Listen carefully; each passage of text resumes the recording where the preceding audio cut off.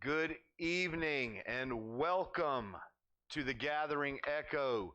We appreciate all of you that tune in on a weekly basis on Sundays and Wednesdays to hear us discuss what we believe and hear our hearts as we adventure out to know and seek more about the God that we believe in, and we learn more about ourselves. Tonight, I'd like to try something a little different. If you're tuning in and you have a prayer request, I'd like you to put that in the comments. We'd like to pray with you. We'd like to pray for you. And in doing so, we would like to have the opportunity to share our hearts with you as you share your hearts with us and establish relationship. Oftentimes, we send out an invitation to come to our assembly, to our gathering place here in Gastonia, North Carolina, but for those of you that may never step foot inside these doors, there is an opportunity available for you to connect with us, and we'd like you to do that via Facebook at NTCFB or the Gathering Echo on YouTube. In the comments section, let us know who you are. Let us know what your needs are, what your desires are, what your hopes and dreams are for your discovery of God and your reflection and remembering who you are in those comment sections.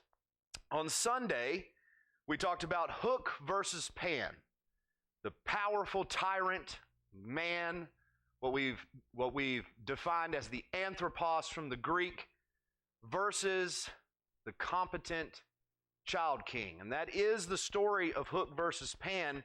And Sunday, we got all the way through the ball game, where young Jack was playing baseball with Captain Hook. And Captain Hook had sunk his hooks into Jack, and he had begun to forget about his family, about his sister, about his father and mother, and had begun to develop a closer relationship with Hook. And we left off reading in Proverbs 17:8, which stated, "A gift is as a precious stone of grace, that with which to build your artesian well, a fountain that is the eye of your landscape, as you master your dreams with vision. Whithersoever this stone is turned and reveals what you are designed to see, it makes you act circumspectly and therefore unveils the wisdom and intellect born in you." And we discussed that this well is the eye being made single, or the singular well that pours out new vision to see your landscape right side up again. From there, I'd like to begin tonight's message, which is part 2, Hook versus Pan. Never land, keep flying. 1 Corinthians 2, we're going to go through verses 1 through 16. It begins and reads, "And brethren, when I came to you, came not with excellency of speech or of wisdom, declaring unto you the testimony of God. For I determined not to know anything among you, save Jesus Christ and Him crucified. And I was with you in weakness and in fear and in much trembling. And my speech and my preaching was not with enticing words of man's wisdom." It wasn't the anthropos and what the anthropos can accomplish and understand that was speaking with you. I was speaking with a godly, childlike, imaginative wisdom, but in the demonstration of the Spirit and of power, speaking the mother tongue from the mother spirit, that your faith should not stand in the wisdom of men, but in the power of God.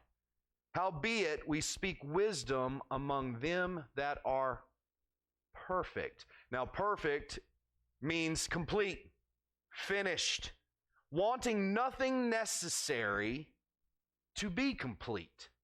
You live in the completed state. When we talk about the anthropos of man, what we're trying to get man to do, what we're trying to get adults to do, men and women, is to go from that state, remember who they are, return back to the childlike state so that we can attain perfection. And we become the teleos instead of the anthropos. The verse continues, it says, "Yet not the wisdom of this world, which means a period of time, an age from where anything at any time occurs, when according to the circumstances something must be done. So not to the wisdom of this world, when the world would tell you this has to be done and that has to be done and this has to take place before you can be perfect, before you can remember who you are. You've got to check these things off your list. You have to prioritize these things first. There's a hierarchy to perfection. That's the misleading of the church. That's not what this says. That's not what we're to believe. So it's yet not the wisdom of this world. It's not your priority checklist that you have to work and toil and labor over to reach perfection, nor of the princes of this world that come to naught. And naught here means rendered useless, to be made void. We're going to get to this part of the story, but we've already talked about Rufio being an echo of Hook. He's leaning that direction. He's engaging in that thought process, not to just reveal to Hook who he should be, but to defeat Hook and supplant him. And the princes of this world, that mindset, that attitude, that decision and choice will bring you to naught, which is to be rendered useless, to be made formless. You lose the image and likeness of your Father, the childlike imagination you should be operating in, and you become something else entirely. You become an adult. You grow up, and you lose yourself. But we speak the wisdom of God in a mystery. Now, mystery is from the word mysterion. It means the hidden will, purpose, or counsel. Or it's a hidden truth in sayings, in the image or form seen in a vision or a dream. So that is the idea of mystery. Now, we talked about this in the very beginning Sunday, but there is an idea behind Peter Pan that this is all in the dream of Wendy. That Wendy is expressing as the persona, part of personality. She's putting on this image of the Victorian lady, and Pan represents the shadow aspect of her persona, the wild, unruly, don't follow the rules, break out of all of this aspect of her psyche.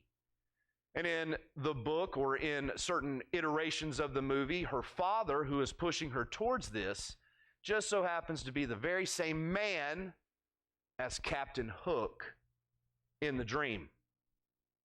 So, and it goes on further. It says, but we speak the wisdom of God, or in a mystery, or the hidden sayings, or what's seen in a vision or a dream, even the hidden or fully concealed away wisdom.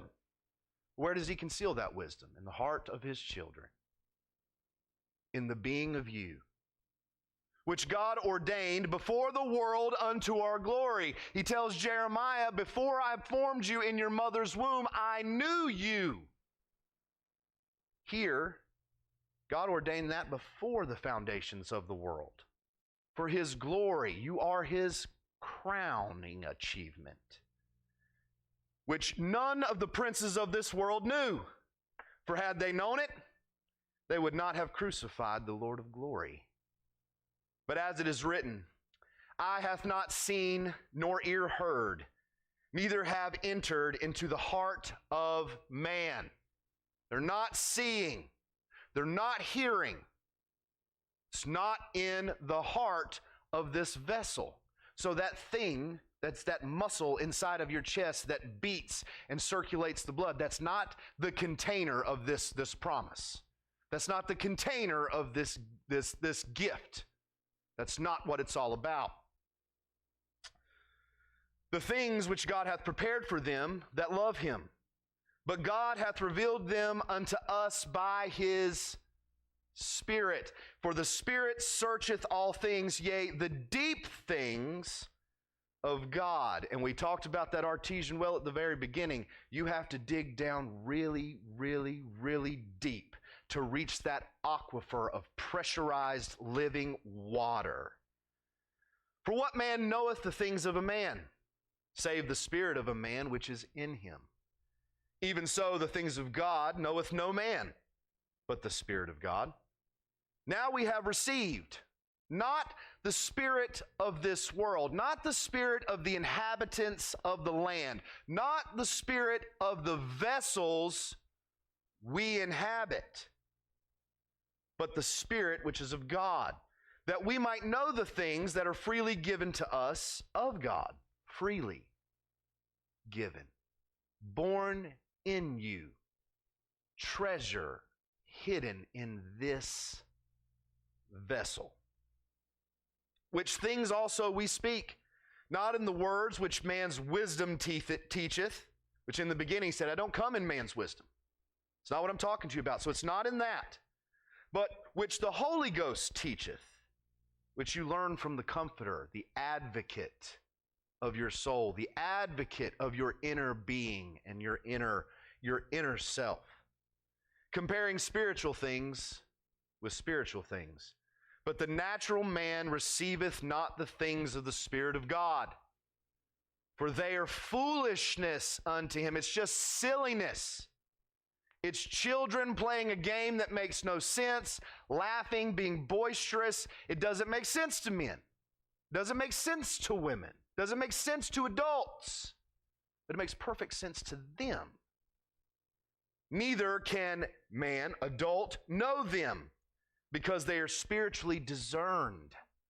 So these children are tapping into things that only the Spirit discerns. The heart of man cannot. The wisdom of man cannot. The mind of adults cannot. But he that is spiritual judgeth all things, yet he himself is judged of no man. For who hath known the mind of the Lord, that he may instruct him? But we have the mind of Christ, meaning that our thoughts are his thoughts. Our ways are his ways. And the more we tap into that understanding, the more we remember who we are. So after this baseball game, we talked about the waters of reflection. When the home run ball that Jack hits conks Peter on the head and knocks sense into him, he sees his reflection in the water, and it's his childlike self. In disbelief, he does all the things that we would do to say, how is this my reflection? How is this who I am? This is not what I look like. When I look in a mirror that man makes, I look like this. I've got a beard, I've got hair. That's brown. When I see myself in the reflection, I see that blonde-headed little boy with no facial hair who's just happy to be alive, positioned in joy and ready at the willing to play. But shortly after this happens, Peter is reunited with his shadow. It's still attached to him. Wendy had helped him integrate this shadow some 40 years before. Or even before that, really, because she's become a great grandmother by the time 40 years has elapsed from this story. So beyond 40 years ago, Wendy helped young Peter Pan, the child, darn his soul or his shadow to himself, to integrate himself fully so that he could continue being the Pan. He could continue going back and forth from Neverland to the land of the living. This time the shadow isn't running away when Peter sees it. It's not mocking him. It's not getting the upper hand. The shadow leads Peter to find a hangman's tree. Now, a hangman's tree is a large dead tree that is purposed for execution.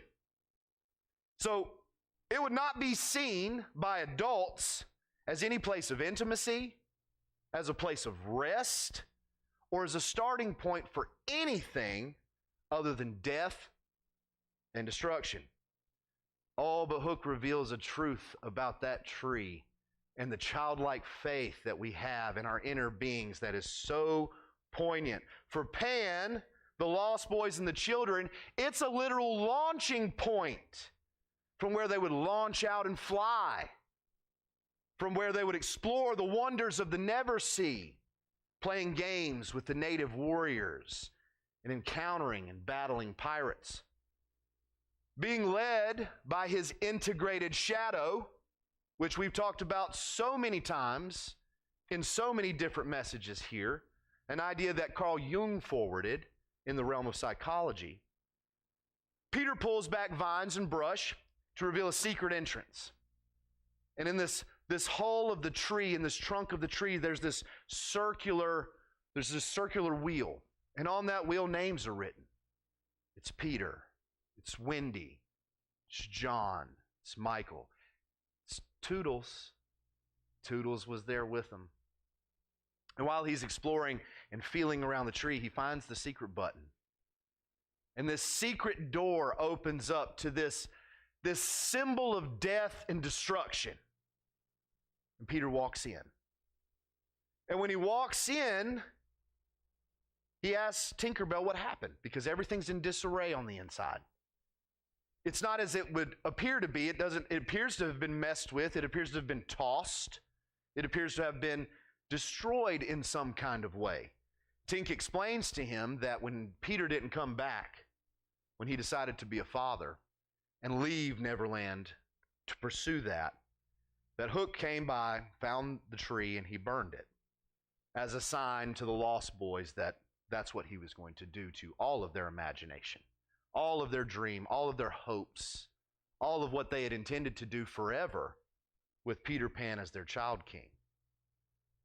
And this reminds me of that whole idea that man has to destroy and wreck the pure thing, the perfect thing, to turn it into death and destruction. Reminds me of Genesis 50, verses 16 to 21, and dealing with the story of Joseph and his brothers who sought to do harm to him as a child. Starting in verse 16, it reads, "And they sent a messenger to Joseph, saying, Thy father did command before he died, saying, So shall ye say unto Joseph, Forgive, I pray thee now, the trespass of thy brethren, and their sin. For they did unto thee evil, and now we pray thee, forgive the trespass of the servants of the God of thy father." There's that servant idea. So even though these men or these brothers who were acting in the will of Anthropos, who didn't like the fact that Joseph was receiving favor, Joseph was receiving a coat of many colors, he seemed to be dad's favorite, acting out of their Anthropos, they sought to do harm. But their father still identifies them as servants of God. And we've talked about that in previous times. And Joseph wept when they spake to him. And his brethren also went and fell down before his face, and they said, Behold, we be thy servants. And Joseph said unto them, Fear not, for am I in the place of God? But as for you, you thought evil against me, but God meant it unto good, to bring to pass, as it is this day, to save much people alive. The second time we've heard this in this message. It means something. It means something to slough off the Anthropos, to slough off the adult and get back in touch with who you really are, so that you can become the God of salvation to all of the inhabitants of the earth, to all of our brothers and sisters. Verse 21 would read, Now therefore fear ye not, I will nourish you and your little ones. And he comforted them and spake kindly to them. We're going to get into this kindness a little bit later.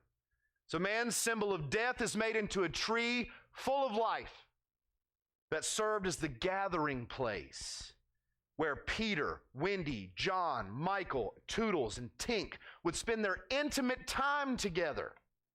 It's where they found rest from all their adventures.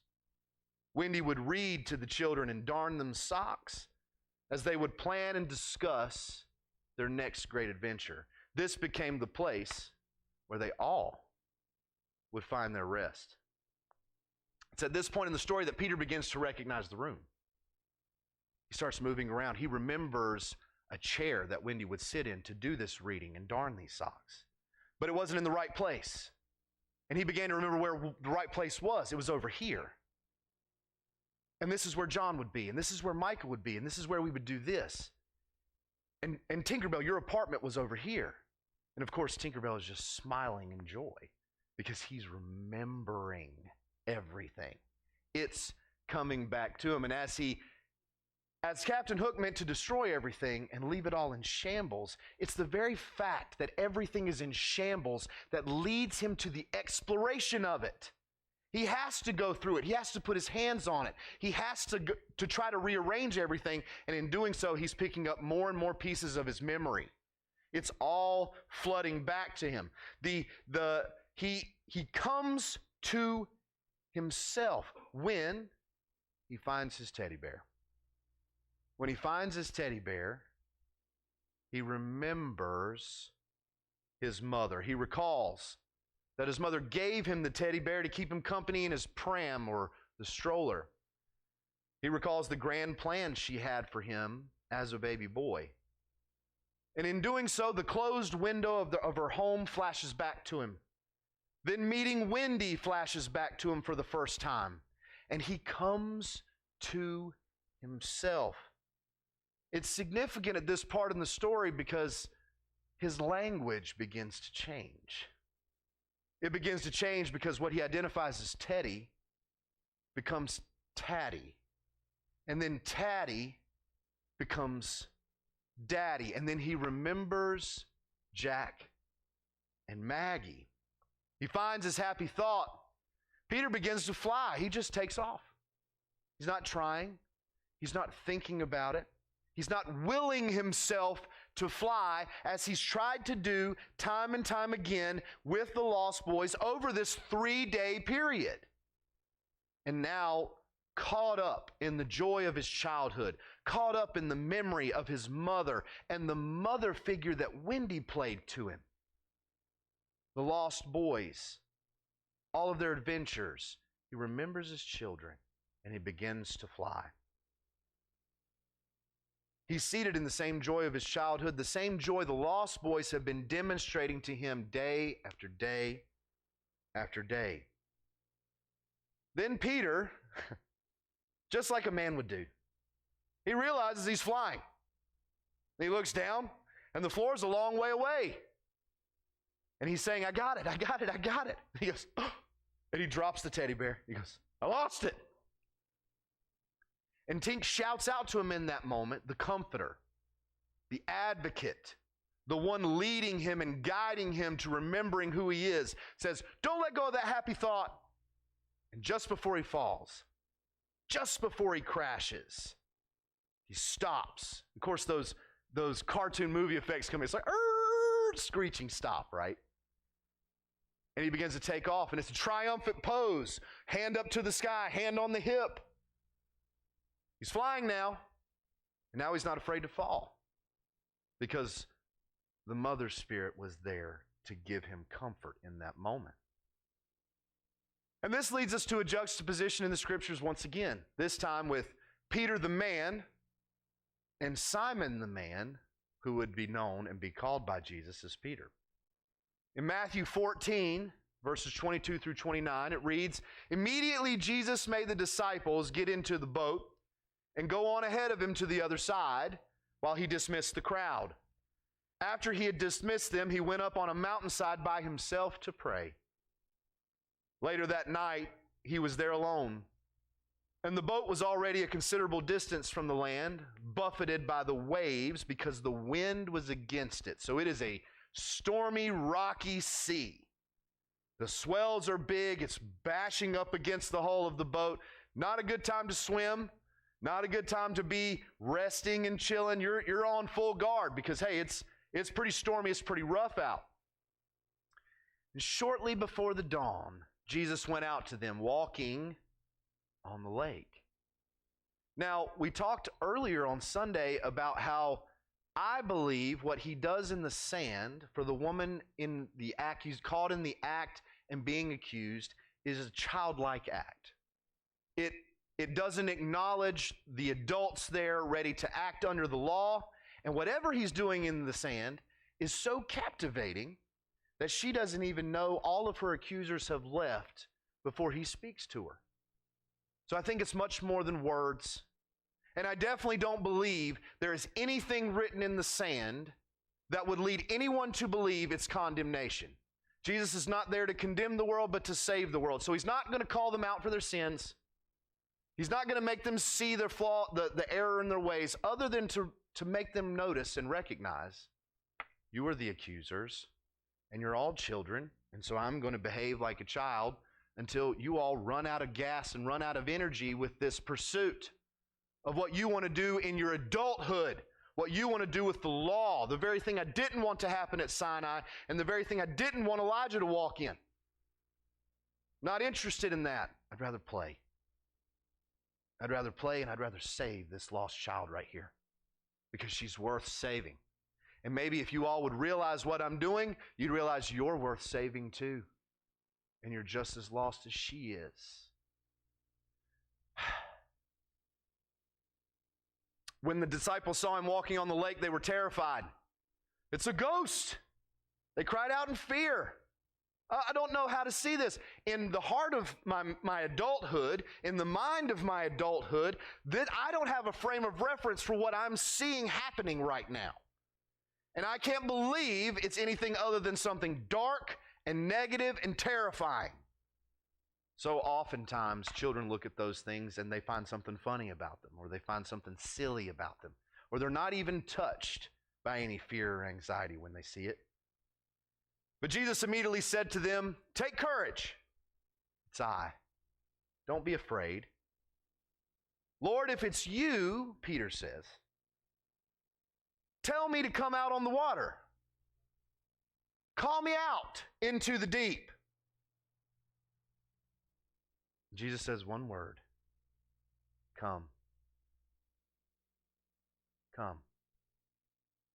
You ever had that moment as a child when you saw a group of people playing and you went up and you finally worked up the courage to say, "Hey, can I have a turn? Can I play?" And usually with children, we talk in very small sentences. We're not as verbose as those of us who grow up tend to be. It's usually sure or yeah. Come on, let's go. That's what Jesus is saying to Peter. Come on, come play. I'm out here walking on water. This manhood, this vessel doesn't have anything to do with who I am or what I can do. Your manhood, your vessel doesn't have anything to do with what you can do. Come play. Then Peter got down out of the boat and walked on the water and came towards Jesus. But when he saw the wind, he was afraid, and beginning to sink, cried out, "Lord, save me. I lost it. I lost that happy thought. I lost that childlike imagination." Immediately, Jesus reached out his hand and caught him. "You of little faith, why did you doubt?" And when they climbed into the boat, the wind died down. Then those who were in the boat worshiped him, saying, "Truly, you're the Son of God." So Peter Banning has the happy thought, flies, then falls, looking down and seeing what his anthropos was doing, feared falling, doubted himself, and almost hits the ground. Simon Peter sees and hears Jesus, walks on the water, then sinks by looking at the winds blowing and seeing what his anthropos was doing, feared drowning, doubted himself, and almost goes to the bottom of the depths. Now, it's been taught that Peter took his eyes off Jesus and that caused him to sink. I believe the truth being revealed here is that he stopped imagining with childlike virtue. He was turned over to the imaginations of adulthood, which is twisted and warped and typically dark and negative. He allowed his focus to shift from who he really was, the Son of God, the same as Jesus who's walking on the lake, that he was embodying and living in and living as. He stopped looking in the mirror. He stopped looking in the waters of reflection. Peter sinks, but he doesn't drown. Peter falls, he doesn't crash. It wasn't the end of either one of their stories. It was the beginning. And we've discussed the beginning mind, or the Shoshin from Zen teachings. This is how we abide in the recollection. The reality of our face we've seen in the waters of reflection, where our soul is restored. This is the imagination of a child, to walk on water. And it's reflected in Jesus. Once again, I believe, behaving like a child. I was talking with Justin Ramsey about this, and he gave me a great quote. It says, "Love gives birth to hope, hope being a godly imagination of personalizing the eternal truth about adulthood, about mankind. And hope sets the goal for faith to make it a reality." And I believe that's what happens in this story. So after Peter flies, and he begins to fly through Neverland, and he's soaring, he's up in the clouds, he's doing the backstroke, he's just reveling in it. A lot like we have been reveling in this revelation for the last several weeks. I hope all of you that are tuning in can see the joy that we feel. I feel like Peter sometimes, flying backwards in the clouds with my hands behind my head, just loving it.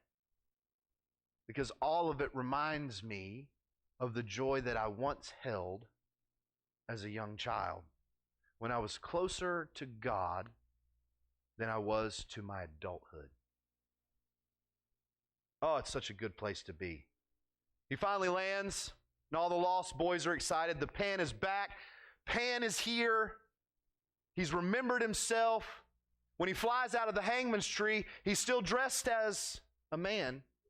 But when he flies out, he's now dressed as Peter Pan. He's in that green costume. He's got tights on. It's none of the stuff we would wear as a dude or as a female. It's like, that's a kid's costume. Not wearing that, but that's exactly what he's wearing. And everybody recognizes him. Rufio returns Peter's sword, and he stands by him as he prepares for war. His intention is still to fight Hook. His intention is still to defeat Hook and replace him. But for the time being, he's given up the sword, and he's ready to follow. Hook, meanwhile, has managed to make Jack completely forget about his father and his family. And as Peter appears, he goes out to save Jack and Maggie. They leave from their section of Neverland, and they fly out to the boat, to the Jolly Roger, where Captain Hook and his pirates are, where they're holding his children hostage. And as Peter arrives, Jack is about to get an earring. He's about to get his ear pierced. Now, the earring is usually identified as a symbol of possession and slavery. Slavery to a master. In Hook's manipulation, he hasn't become Jack's father. He sees Jack as a tool. He sees Jack as a means to an end. He sees Jack as something he possesses that he can enslave to hurt and defeat the Pan. To finally put an end to all of this childlike virtue that he has not been able to overcome his whole career doing this. But Jack isn't doing these things voluntarily either. He's being manipulated. His childhood is being twisted and warped by the imaginations of an adult. He's being told to grow up in the land of the living by his biological father. And here in Neverland, he's being molded into that very thing by the person who just seeks to possess him and use him and enslave him. I'm here to tell you there are people, there are leaders in churches, in businesses, and in life that are here to use you, abuse you, and enslave you. And you are not a slave. You are not supposed to go through those things. Get out of the manipulation. Stay in this vein of thinking and free yourself. James would call it the perfect law of liberty. That's what you're intended to walk in. And you don't need to mark yourself or hook yourself to anything this world has to offer to be who you really are. Peter's first taken aback that Jack doesn't recognize him, but he goes into the affray and he begins to battle Hook and the pirates, and the Lost Boys launch their attack. Now it's significant because when Peter arrives, he cuts a hole in the sail, and it just happens to be a cutout of his entire body. He's really great with that little dagger he has. And as it falls, Smee runs down, and Hook says, "What is that, Smee?" Smee picks it up, and it looks like a cutout of a man. But who appears in that hollowed out sail is not a man, it's the Pan. It's not Peter Banning, it's Peter Pan. Now, he's bigger, he's older, he doesn't look like a child anymore, but he's no longer acting in anthropos, he's acting in teleos. He's being made perfected. This is a child who integrated his shadow, who lost his way. But if the wicked turn to righteousness, they save their souls alive. And that's what the Pan has done. Upon seeing this triumphant reappearance, Hook says, "Has it been 3 days? Time does fly. And so do you, I see."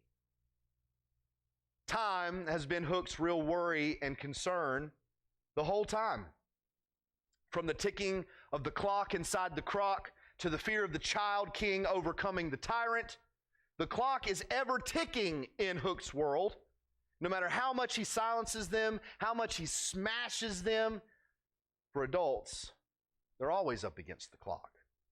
It becomes the dominating force that causes the fear that turns us to the will to power. And we know that our sufficiency is in Him. It's competence that is the dominant force that we should be pursuing, not the will to power. This is the path of anthropos to tyranny. And in seeing this upside down view in blindfold mode, he lashes out to kill the Pan.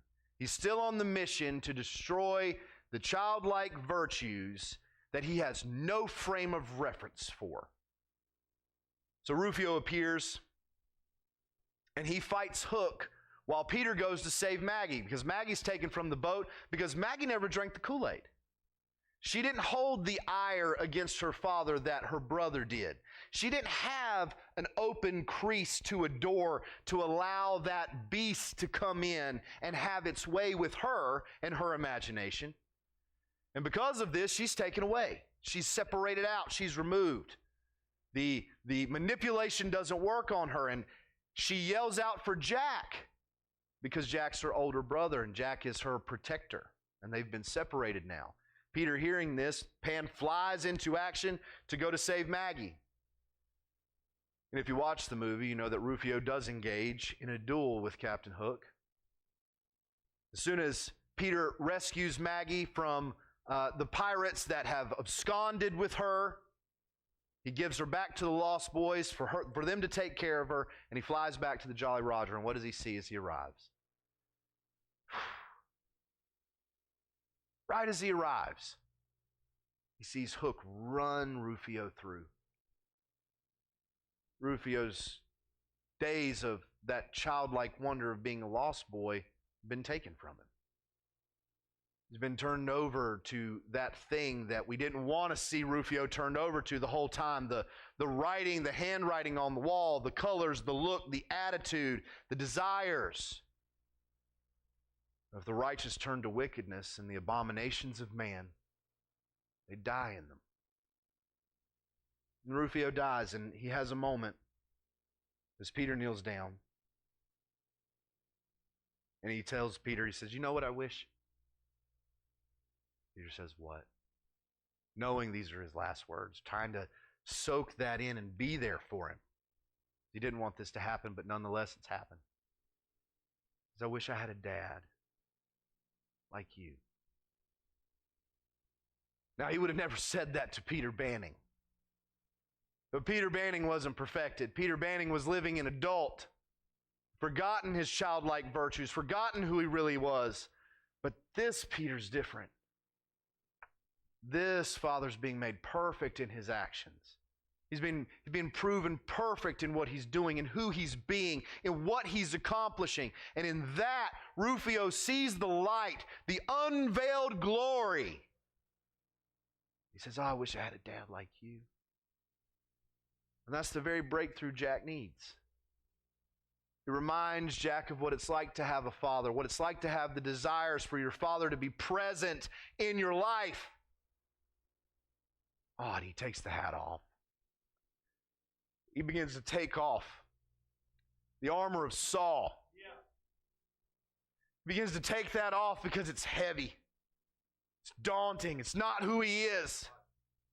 And he tears up as I'm doing now, and he says, "Oh, Dad, I'm sorry. I'm sorry. I didn't see this in you before. I didn't know this was in there. This was hidden from me. Inside the body of a man, all of this was hidden, and now I see inside of that vessel is the Pan. Peter Pan is my dad. I just want to go home." Peter picks him up.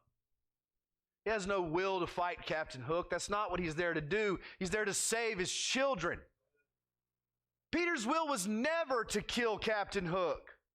That was never the mission of the Lost Boys. Their mission was to unite the whole of Neverland, to reveal to these adults who they really were and what they could achieve in this space. What they could achieve with this mantra, with this understanding. Hook vows to threaten them for the rest of their lives. Because anywhere you go, anywhere you stay, you will find daggers, and threats, and torn walls. I'm not going to be done pursuing you. This will to power has consumed me. My tyranny is at an all-time high. I now consider nothing but death the only great adventure I have, and if I'm going to be killed by anything, it's going to be you. So you're going to have to engage me because that's what I want. That's my desire. Peter jumps back into the battle with Hook, and after some time, it appears that Peter has the upper hand. Captain Hook says, "I am fallen."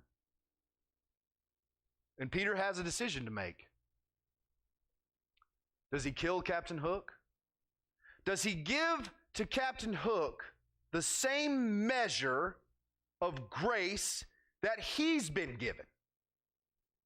Because Captain Hook has no grace for Peter Pan. It's death or nothing. So do I deal with him that way? Or in the teleos, in the perfect, in the completed, finished work of my integrated shadow, of my childlike virtue, do I deal bountifully with him? The Bible says to pray for your enemies, to love them, to turn the other cheek. All of these wisdoms have been taught for years. And as Peter is in the middle of that decision, his children speak to him. Jack and Maggie. And as Jack and Maggie speak to him, they say, "Don't kill him, Dad. Don't do that." They see what he is struggling with. Are you going to go back? Don't go back to Peter Banning. Please don't go back that direction. Don't be like him. Jack's definitely like, "Hey, I want this version of you." Don't sully it with making a wrong decision. It's the wisdom of children. And on that point, I go to Ezekiel 18. Starting in verse 21, "But if the wicked will turn from all his sins that he hath committed, and keep all my statutes, and do that which is lawful and right, he shall surely live and not die. All his transgressions that he hath committed, they shall not be mentioned unto him. In his righteousness that he hath done, he shall live. Have I any pleasure at all that the wicked should die, saith the Lord God, and not that he should return from his ways and live?" Ezekiel is saying God doesn't have any pleasure in killing Captain Hook. That's what the children understand. There's no benefit. The Latin phrase is cui bono. Who benefits? No one. We all lose if you kill him. We all lose in ministry if we kill our brothers instead of returning them to who they are. Instead of finding them. When we get in these modes of legalism and condemnation and self-righteousness, it's running a dagger through people. It's killing people. And that's not what we should be doing. You should be saving them alive, helping them turn from their wickedness, helping them turn from the abominations, helping them turn from growing up, helping them find who they are, and helping them reach perfection. Hook is devoured. Well, before we get there, before Hook is devoured, in this moment, Peter hearkens to the children. The children lead him to the right decision. And he makes it. And as soon as he turns his back with his children, that's when Hook shoots out a dagger from his sleeve. Because he's always, men and adults and women, we always have a trick up our sleeve when the going gets tough. We like to think we do. And Hook thinks he does. And he pulls that sword out. He gets the better of Peter. Peter's caught, can't get his sword out in time. He's pushed up against the carcass of this croc. The croc that Hook killed, the croc that Hook made a silent clock, because even though he smashes and he can't stand the ticking, he's still dominated by time. He's up against the clock. And this time he's put Peter up against the clock. Peter doesn't respond in the same way Captain Hook does. And when he goes to sink his hooks into Peter, Tinkerbell comes in and she hits the hook and throws it off course and into the belly of the carcass of the crocodile. All this green puff of smoke comes out, and the croc appears to growl. Now, this croc's been dead for a long time. This croc's just been a clock in the town square for a long time. And this beast that's been dealt this mortal wound, seemingly alive. Revelation 13:3 would say, "And I saw one of his heads as if it were wounded to death, and his deadly wound was healed, and all the world wondered at the beast." When this happens in the movie, everybody from pirate to lost boy is like, what is going on? How is this thing living? How is this thing alive? Hook is then devoured. The croc falls forward. He goes into the mouth and poof, he's gone. He's devoured by the externalized adversary in the water reptile of the croc. The real dragon of his chaotic waters was his own adulthood. Having not voluntarily confronting himself, it's himself that is his own doing. It's his adulthood, his anthropos, that's his end. Reduced to a mysterious shadow-like state, like Osiris in the Egyptian mythology, of having been eaten by a beast who should be dead but is not. It was only a matter of time before James Hook would be his own downfall. The real beast was never the croc. It was the anthropos he refused to sacrifice to save his soul alive. The clock in the croc's mouth symbolizes time being the end-all, be-all for adults. And time catches up with all of them. The Bible says you'll die as men if you don't find your inner being. You don't remember who you are. And time is a constant reminder that you'll die someday. So it brings fear. And that becomes a snare or torment. When I was talking to Brent about this, he reminded me it's the snare of the system of Babylon. A snare to chasing something because something is chasing you. He chases the childlike to squash it out because time is his worst enemy. And children represent a lot more time than adults do. Adults' time are running out, and in front of children it seems they have all the time in the world, and it's because these beings inside of us do.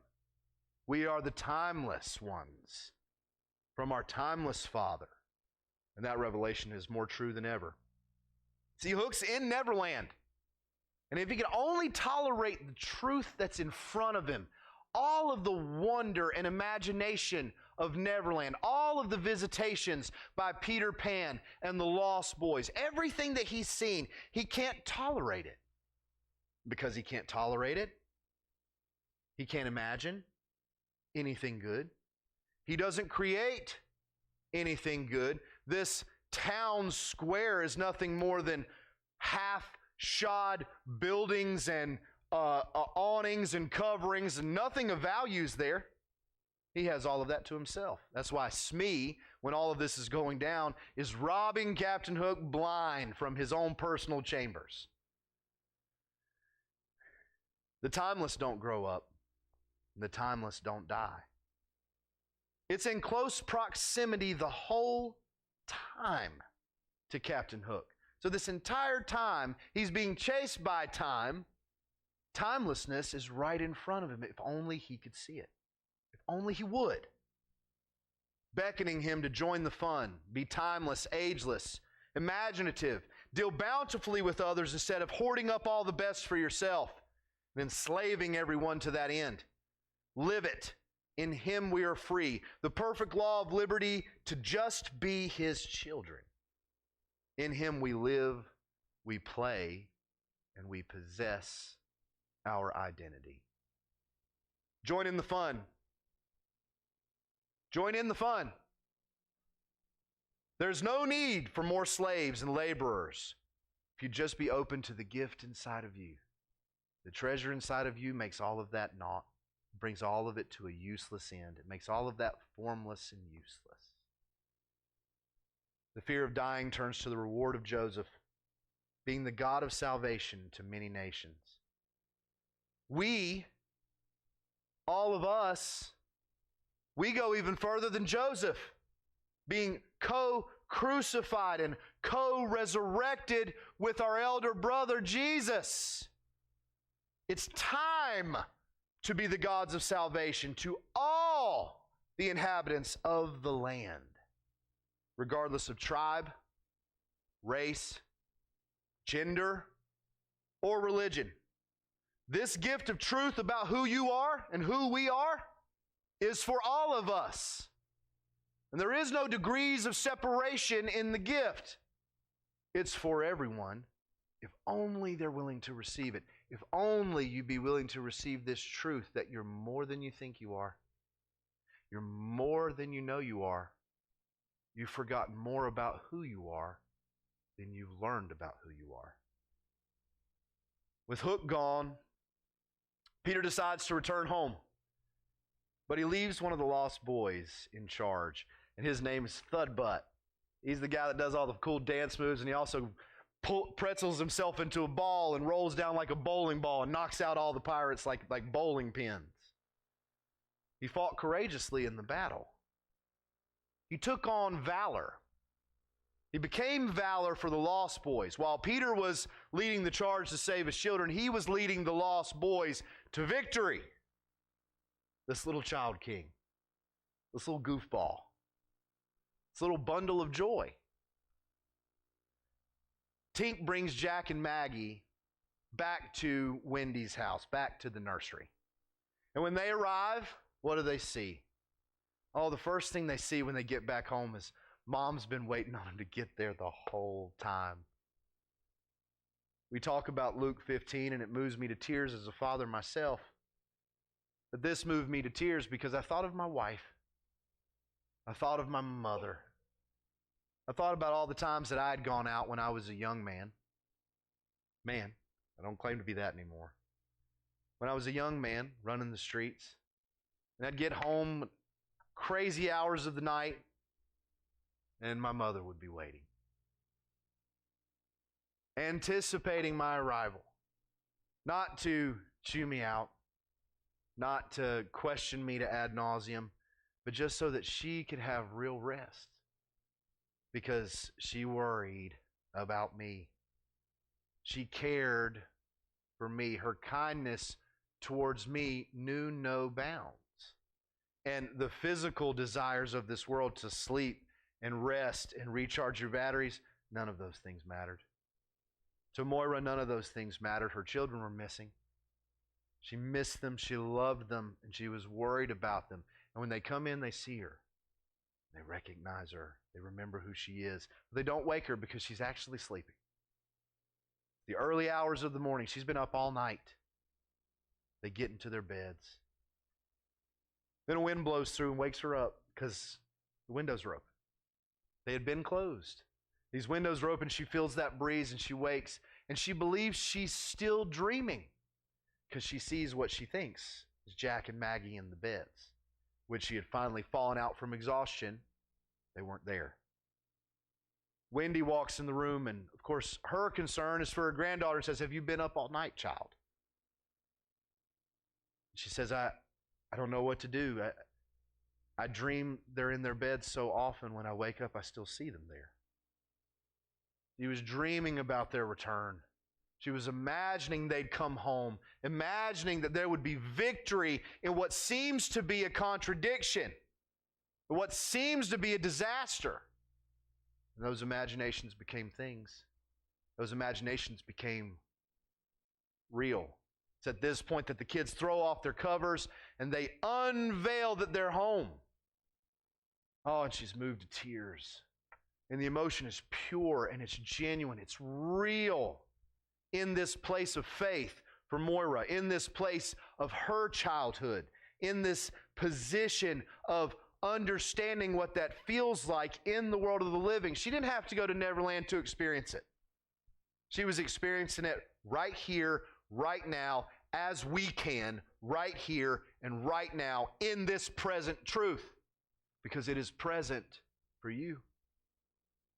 Father's present at whatever play you're in, at whatever game you're playing, at whatever house you're in, at whatever place you find yourself in tonight.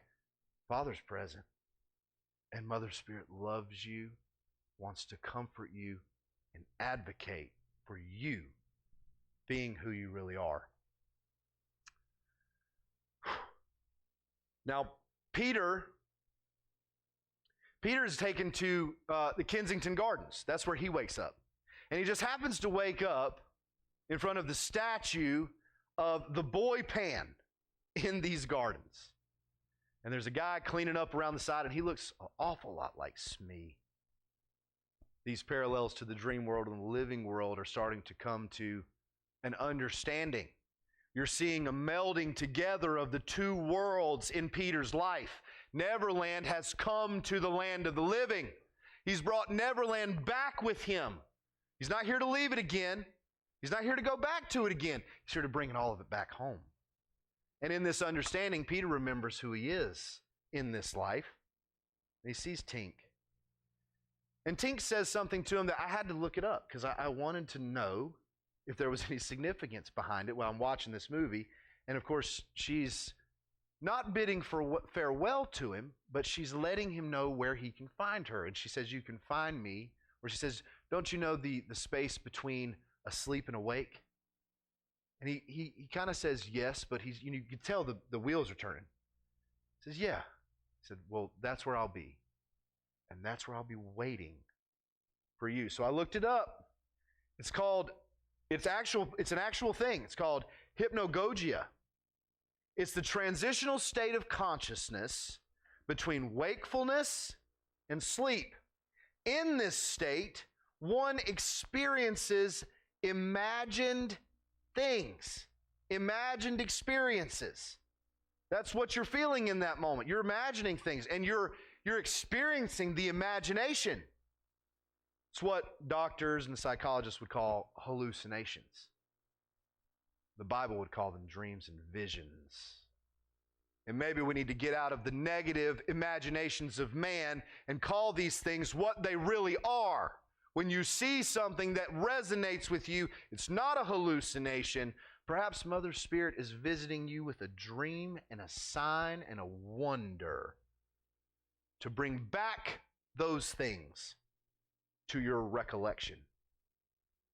Today we know it's not hallucinations, it's all real. And that is the place that Mother Spirit comes for you. To transition your consciousness from the labor and toil of anthropos and enter into the imagination of a child and become the teleos. To put off adulthood and become the perfect.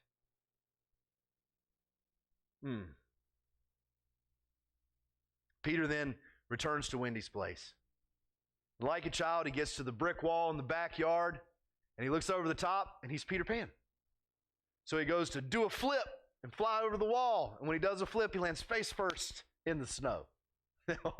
I guess I've run out of fairy dust, right? It's a funny part of the story, but then he hears a phone ringing. This is the same phone that Moira tosses out the window when she tells him he's not being careful with his time with his children. Here's this phone ringing, and of course, the dog Nana has buried it shallowly here in the dirt. He digs it out like a dog would dig it out, like children dig.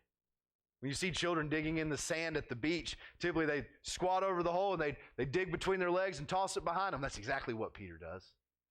Childlike in the way he retrieves the phone. Phone's ringing and it's work. And he answers. He says, "Oh, I'm doing great. Battle to the death with Captain Hook. I'll tell you later.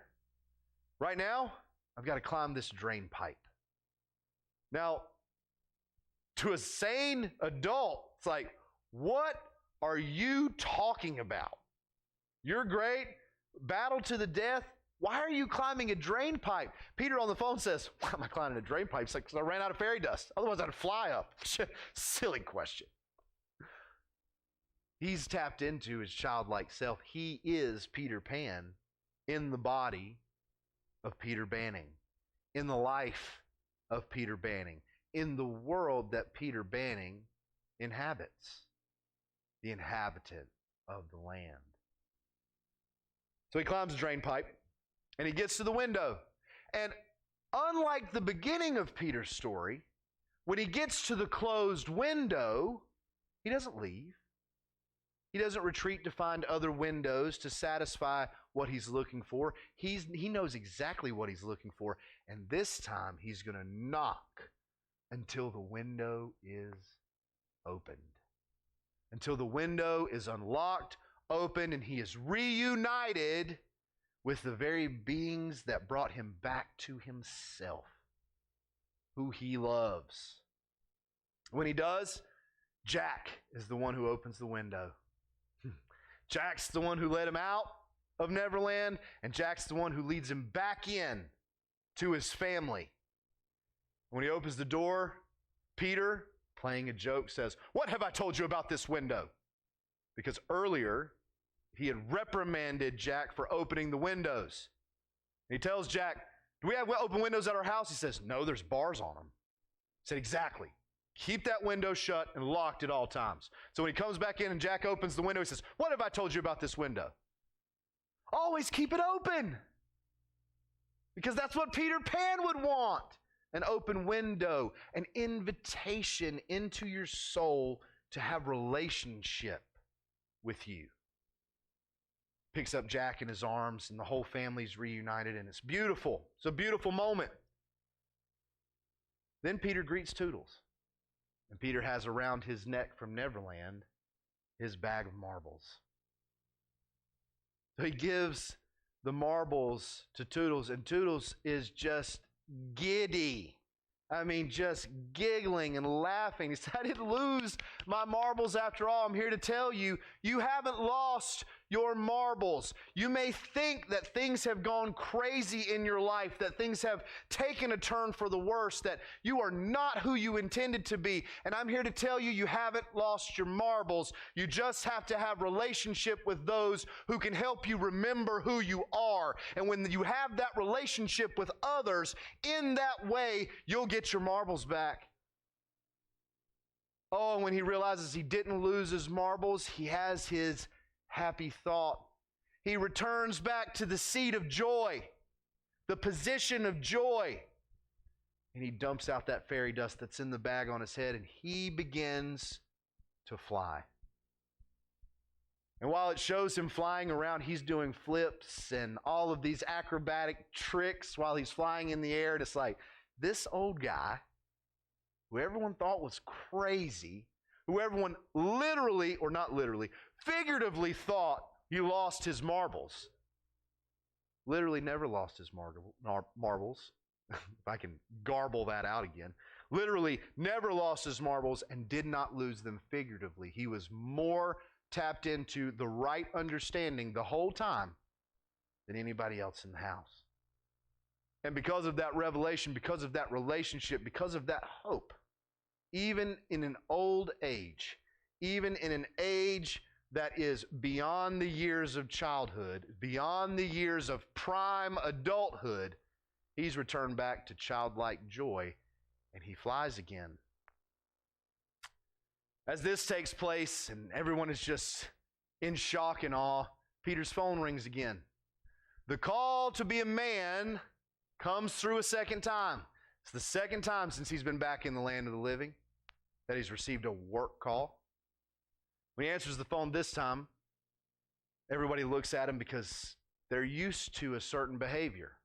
They're used to a certain action, which is to put everybody off, to not be present in the moment, and work and toil and labor. This time he says, "Hey, Brad, you ever wonder what it's like to feel the exhilarating effects of flying?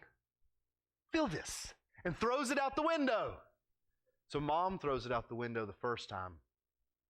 Dad has to learn from Mom what to do the second time. And because Mom is there, and Mom's essential, and Mom's vital, just like the stories of Solomon, just like the stories of David, just like the story of Jesus, they're showing you the way to do things. Pay attention. Husbands, listen to your wives. Children, listen to your mothers. They know what they're doing. That love that they possess, that knowledge, that kindness they possess, oh, there's so much you can do with it. Because of that, Mom throws the phone the first time, Dad tosses the phone the second time. He's now being careful with his time, and he's now ready to play with his children. Oh, it's so great. And at that point, I'm about to wrap things up. I want to go to 2 Peter chapter 1.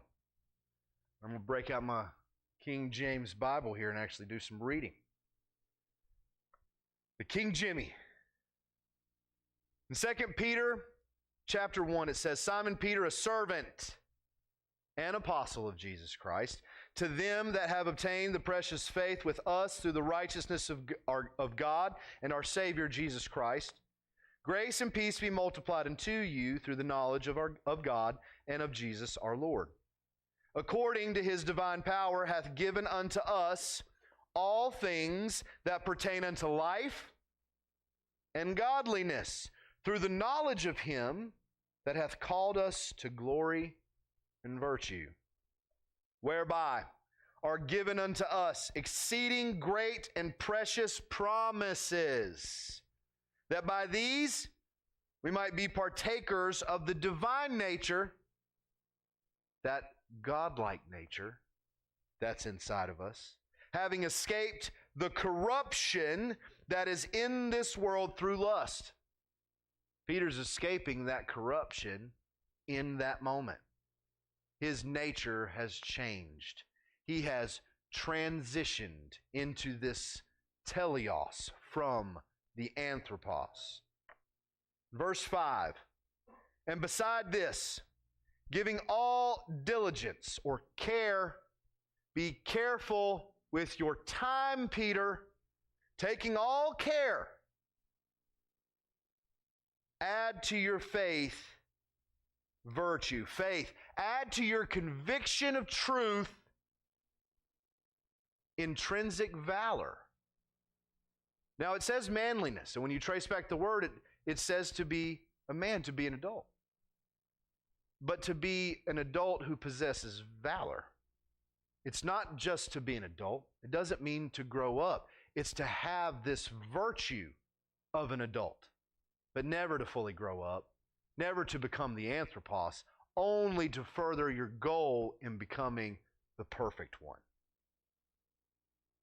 And to virtue, to valor, knowledge, or the deeper, more perfect and enlarged understanding of God. The deeper and more perfect understanding of Neverland, of who you really are, your truest identity, your only real, everlasting, timeless identity. And to that knowledge, temperance or self-control or mastery of the desires and passions of man. You've mastered those things, and now when the phone rings, you know to toss that out the window. Mom showed me what to do here. Her wisdom prevails now. The Mother Spirit has shown me a better way. and I'm going to walk in it. And to temperance, patience, or cheerful and hopeful endurance. The same cheerful and hopeful endurance that Toodles demonstrates the entire movie. That's why he never stops looking for the marbles. He knows he didn't lose them. He knows he hasn't lost them up here. He knows he hasn't lost them physically. They're somewhere. I've just got to find them. And to temperance, patience, and to patience, godliness, or to be prosperous in the adoration of God. So, to that cheerful and hopeful endurance, add to that being prosperous in adoring your Father, in adoring your Father's idea about you and your true identity. And to godliness, brotherly kindness or sibling love. Love one another as you love yourself. Add that to your adoration of God, so you adore God. Also love your siblings. And here's where it gets good, and it ties into so well the movie and also the message that AJ preached out of 1 Corinthians 13. And to brotherly kindness, charity or love feasts. So add to the adoration of God and the love of your siblings a love feast to imagine the food becoming flesh and live the incarnation. For these things be in you and abound. They make you that you shall neither be barren or idle. You won't be stuck in a position where you don't know which way to go. Nor unfruitful in the knowledge of our Lord Jesus Christ. But he that lacketh these things is blind. They can't see and they can't hear. And cannot see afar off. So you can't see the forest for the trees. You're so stuck in your adulthood. You're so stuck in the idle ways of men and women that you can't see past what's right in front of your face. And if only you could, it'd be salvation to your soul. And you have forgotten that he was purged from his old sins. You've forgotten who you are. You've forgotten the whole plan. And it was planned before you were ever put inside this vessel. That decision was made in the plurality of God in the beginning before the foundations of the world. And you have forgotten that you were purged from those old sins. You were purged from your formlessness. You were purged from your adulthood. You were purged from men and women and made perfect. That's happened for you. Remember that it's happened for you. It's freely given. It's a gift. It's a treasure in here. It's who you really are. And this is where it just got so good for me. Wherefore, verse 10, wherefore the rather, brethren, give diligence or take care to make your calling and election sure. For if you do these things, you'll never fall. And when I was talking with AJ, we looked through what never fall means. And it means to never fall. It means to never lose height. And the last thing it means is to never stop flying. You can fly. The idea of Peter Pan, it's all real. All of that's real. So then that gave me a revelation. Or what I believe is a revelation, at least in my world. Neverland isn't a place. It's a command. It's a mantra. It's a way of being. Never land, keep flying. You don't have to land. You don't have to stop believing. You don't have to put those things away. You don't have to compartmentalize those things to have a job, to have a house, to have a car, to have a retirement plan. You don't have to stop flying to do those things. The Bible says, take no thought for tomorrow, for the things of tomorrow will take care of themselves. So don't stop flying. Never land, children. Keep going. Go on forever. Kids, you never have to land. You never have to grow up. The things of this world that concerns adults never has to be your concern. You can be free forever and for everlasting, for the rest of your days, for the rest of your time. Don't stop flying. Never land. Keep going. Oh, so then the most poignant thing happens at the end of the movie. Because Peter has left Neverland. He's in the land of the living. He's in the real world. But he's not really Peter Banning. He's Peter Pan still. And so when Wendy comes up to him and says, well, Peter, yes, that was the last of your adventures. And Peter replies and says, oh no, to live. Awfully big adventure. It's a big adventure to live this way. It's a much big adventure to live that way than to live the way I've lived. The way so many of us have lived before this revelation came true. In seeing myself in the waters of reflection, I never want to go back to the ways of adulthood again. I don't want to be concerned with the things of this world. I want to be concerned with who I am. Because if I'm concerned with who I am, then I can help you see who you are. And the more we do that, the more we share in adoring our God. And the more we adore our God, the more we share love between one another. And then we have a love feast to really celebrate. We have imagination to really become something else, to be made perfect in this vessel, in this time, presently, in this truth. Brent made a quote that I've included, and it says, lions and lambs laying side by side, children playing with venomous snakes. It's imagination baptized in God's unbound possibilities. Nothing is impossible for you. Nothing. You can do the very same thing that I'm doing, or the thing that God asked you to do. And you don't have to grow up to do it. Jesus was 12 when he went to the temple for the first time. 12. And he astonished the scholars, and he astonished the scribes, Pharisees, and Sadducees with his knowledge of God. Each one of you can do the same thing. You can be the same way and greater. You can fly. Believe it. I ask all of you that are listening to this message, if this has touched your heart, if this has brought you to an understanding or unveiled something in your mind, please like this message. Please comment on what God has revealed to you or what you've remembered about yourself. Share that testimony with us.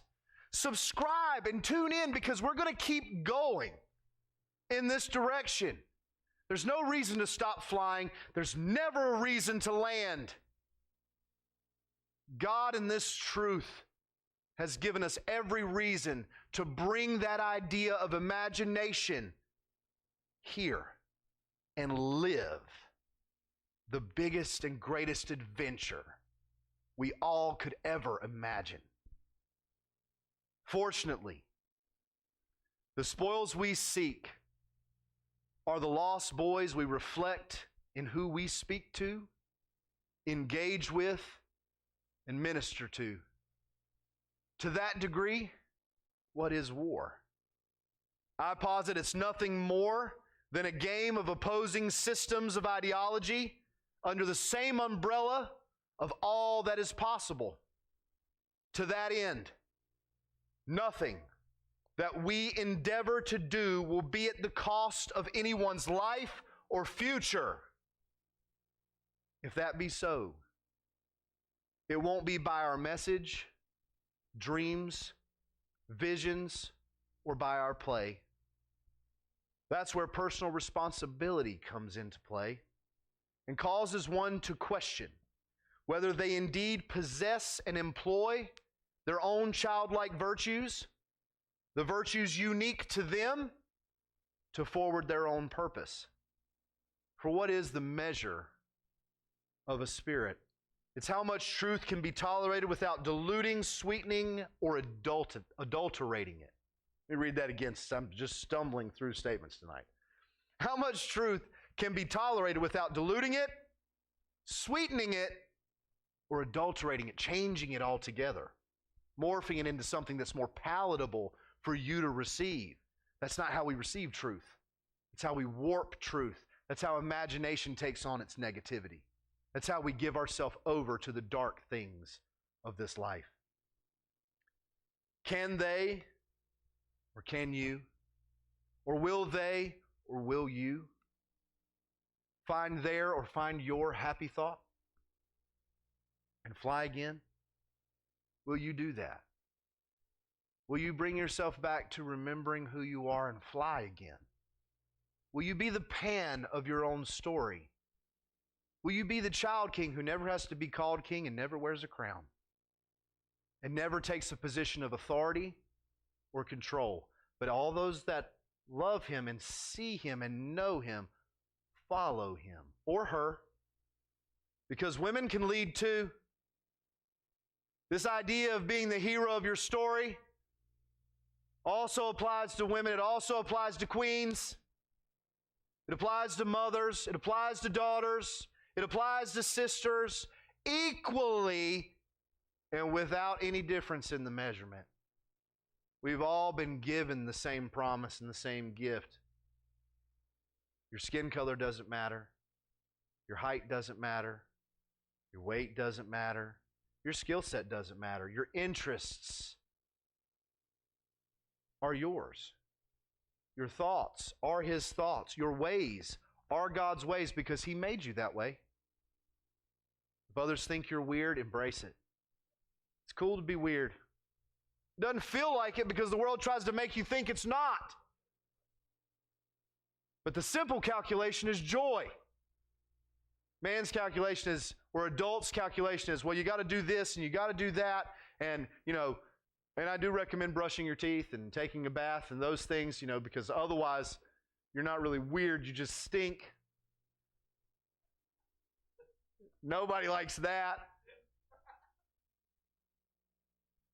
That's just taking care of the vessel that you're in. Because what's valuable about you is not what you can see in the physical world. It's not what you see in the mirror that men make. It's not what you see depicted in movies or in cartoons or read about in books. It's what's inside of you. It's what makes you different from everyone else. That's valuable. Because we can't do what you can do. I can't do what you can do. You can't do what I can do. But together we do all things. And then all things become possible to them that believe. It's how we give life to these scriptures and statements. It's how we give life to this present world. It's how we give hope to people, not to throw their lives away, not to think there's nothing to this existence, but to see that life is but a vapor, but time doesn't matter. Because you're a timeless being. You have timeless gifts that will go on forever. The decision belongs to the individual to do these things. 2 Peter tells us all these things are yours. You've already been purged from what the church would call sin. You've been purged from having to grow up. You've been given a mother's spirit to communicate in the mother tongue. Allow God to change your language. You'll remember who you are if you allow it. Seek it. It's real. This Holy Ghost stuff, it's good stuff. It's real. You should believe it. If you don't, let's talk about it. That comment section is good for that too. Our mission is to seek and save all lost children from all flocks. All lost children, please come home. Hear our voices. Hear our hearts. See our actions. See our deeds. It's time we all fly, fight, and crow. That's all I have for you this evening. As a housekeeping matter before I end the stream, if you're a member here at New Testament and you tune into the streams, or you come and you're here in person, if each and every one of our members that support our mission, that support our dreams and our desires to forward the ministry of who people really are and giving them back their true identities, for all of you that are interested in reaching the nations with this truth, while these streams are going on, even if you're present within these four walls, tune in, turn it on, let it play. Even if you're here, put your phone on silent and let it play. It helps us in the medium that we're using and in the platform that we're on to drive things like algorithms and systems to help push this message out further so that others outside of our geographical location, outside of our very own country, and all over the world can get a hold of this. Because the truth is this: we love Him because He first loved us and loved you. Thank you. God bless you. Tune in again Sunday. We have Minister Brent Grigg, who's going to take the stand here, and he's going to rightly divide the word of truth and take this message the next step further. We look forward to seeing you all there, and we'll see you then. Thank you, and God bless.